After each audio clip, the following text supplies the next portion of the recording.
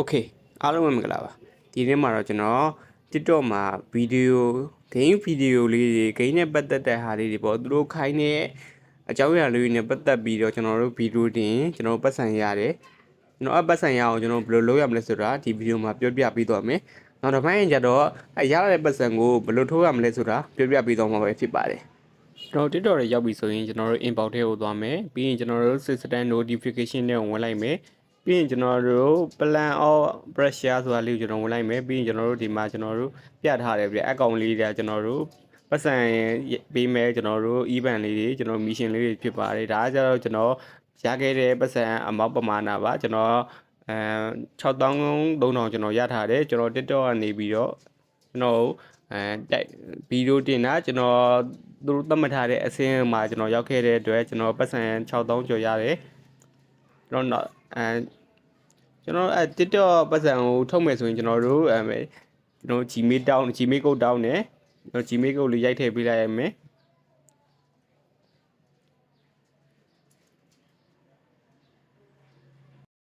ကျွန်တော်တို့ Gmail ထဲမှာကြားထားတဲ့ကျွန်တော်တို့ network code လေးကိုကျွန်တော်ဒီမှာရိုက်ထည့်မယ်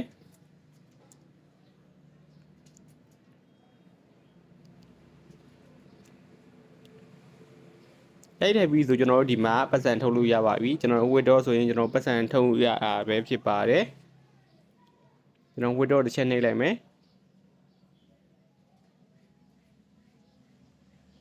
ကျွန်တော် withdraw နေပြီဆိုကျွန်တော်ဒီမှာပြပုံမှာ money current ဆိုတာတွေ့လားမသိ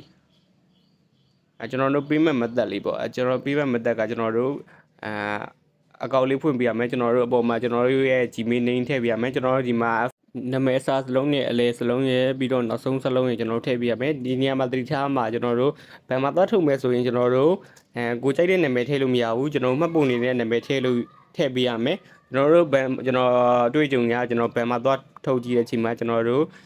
နာမည်လျှောက်ပြီးလို့မရဘူးတဲ့ကျွန်တော်တို့မှတ်ပုံတင်ယူပေးရမယ်မှတ်ပုံတင်ကလည်းကျွန်တော်ကိုယ့်ရဲ့မှတ်ပုံတင်ရဲ့နာမည်ကိုကျွန်တော်တို့ထည့်ပေးရပါမယ်ဒါမှလည်းကျွန်တော်တို့ငွေထုတ်လို့ရပါမယ်ငွေထုတ်ရတာပို့ပြီးတော့အဆင်ပြေပါမယ်ကျွန်တော်တို့နာမည်ကတခြားနာမည်ကြီးနဲ့ထုတ်ထားရဆိုရင်ကျွန်တော်တို့ရဲဆောင်ရပါမယ်ဒီမှာကျွန်တော်တို့ကိုထုတ်မဲ့ပမာဏကိုရွေးပြီးတော့ကျွန်တော်တို့ withdraw now နှိပ်လိုက်မယ်ပြီးရင်ကျွန်တော်တို့ပတ်ထုတ်လိုက်မယ်ဒီမှာကျွန်တော်တို့ transaction ဆိုတာလေးရှိရတဲ့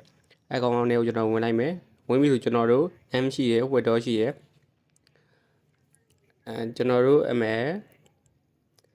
withdraw တွေကိုသွားလိုက်မယ်ဒီမှာကျွန်တော်တို့ plus ဆိုတာကျွန်တော်တို့အကောင့်ထဲကိုဝင်တာ minus ဆိုတာကကျွန်တော်တို့အကောင့်ထဲကနေပြီးတော့ထုတ်တာပဲဖြစ်ပါတယ်ကျွန်တော်တို့ဘယ်မှာသွားထုတ်မယ်ဆိုရင်ကျွန်တော်တို့ဒီ minus ပြထားတဲ့ဟာလေးကိုတည်းဝင်ပြီးတော့ကျွန်တော်တို့ဒီမှာ referral code ဆိုတာလေးရှိရဗျအကောင့်8လုံးကိုကျွန်တော်တို့ဘန်ကိုကျွန်တော်တို့ပြရမှာပဲဖြစ်ပါတယ်အကောင့်8လုံးနဲ့ထုတ်မှာပါပဲဖြစ်ပါတယ်ဗျဘယ်ဘန်မှာသွားပြီးထုတ်လို့ရမလဲဆိုရင်ကျွန်တော်တို့မြန်မာ citizen ဘန်ကိုပဲထုတ်လို့ရပါသေးတယ်တခြားဘန်ဒီမှာထုတ်လို့မရပါဘူးကျွန်တော်တို့ဗီဒီယိုတင်မယ်ဆိုရင်ကျွန်တော်တို့ inbox ထဲကိုပဲသွားရမယ်ပြီးရင် system notification တွေကိုပြန်ဝင်ရမယ်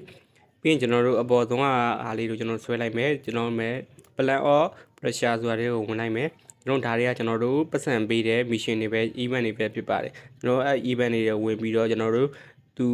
သတ်မှတ်ထားတဲ့အချက်တွေနဲ့ဂိုင်းညီအောင်လုပ်ပြီးတော့ကျွန်တော်တို့ဗီဒီယိုတင်ပေးရမယ်ခုကျွန်တော်ဗီဒီယိုထဲမှာပြထားတာကြတော့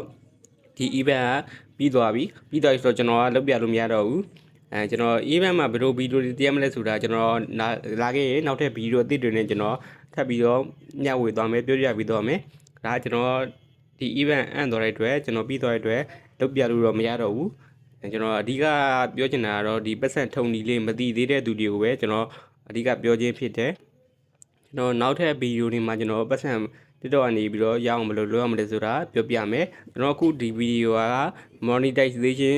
အောင်သွားလို့ကျွန်တော်ရတဲ့ပတ်စံမဟုတ်ဘူး TikTok ကနေဗီဒီယိုတင်ပြီးတော့ရတဲ့ပတ်စံပဲဖြစ်ပါတယ်ကျွန်တော်ရဲ့ channel မှာဘယ်လိုစိတ်ဝင်စားတွေတင်ပေးသွားမလဲဆိုတာသိရဖို့အတွက်ကျွန်တော်ရဲ့ channel လေးကို subscribe လုပ်ခဲ့ပြီးဝင်ပေးပါနဲ့